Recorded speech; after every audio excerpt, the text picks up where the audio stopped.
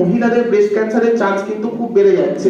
এবার এইটা self breast examination যেটা কি, সেটা না প্রত্যেক মাসে আপনাদের নিজেদেরকেই চেক আপে রাখতে হবে যে আপনার ব্রেস্টে কোনো রকম কালো স্পট হচ্ছে কিনা, কোনো জায়গাটা আস্তে আস্তে উঁচু হয়ে যাচ্ছে এবং সেটা আস্তে আস্তে বাড়ছে সাইজে, কোনো পেন নেই, বা অরেঞ্জ কালারের অ্যাপিয়ারেন্স হচ্ছে, পিউরি অরেঞ্জ অ্যাপিয়ারেন্স যে একটা আমাদের টার্ম আছে মেডিকেলে কার্সিনোমার ক্ষেত্রে, সেই এক্সামিনেশনটা কিন্তু মহিলাদের ক্ষেত্রে খুব দরকার। এটা শুধু আপনাদের জন্য এবং আপনার বাড়ির সব মানে 15-16 বছরের বয়স থেকে মেয়েদের কিন্তু এটা শেখানো খুব দরকার যে সেলফ ব্রেস্ট এক্সামিনেশন। এটা ব্রেস্ট কার্সিনোমা প্রিভেন্টের সবথেকে বড় উপায়, কারণ আমরা কিন্তু ওরকম ভাবে চেক করতে পারি না বড় লেভেলে।